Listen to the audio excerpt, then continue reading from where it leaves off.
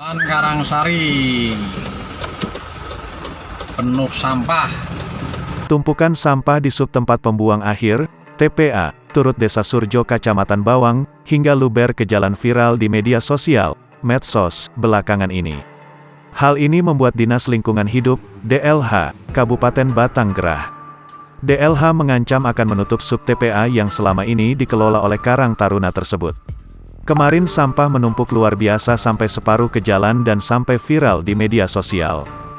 Bahkan sampai ke telinga Pak Bupati Wihaji, hingga beliau perintahkan kita untuk dibersihkan, tutur Kepala Dinas Lingkungan Hidup Ahandi Hakim, Senin, tanggal 15 November tahun 2021. Untuk membersihkannya, lanjut dia DLH pun menerjunkan 20 personel, 1 alat eskavator dan 2 armada truk untuk membersihkan hingga bersih dan beres. Tidak hanya itu, DLH akan mengumpulkan 6 kepala desa, kades, di sekitar TPA tersebut.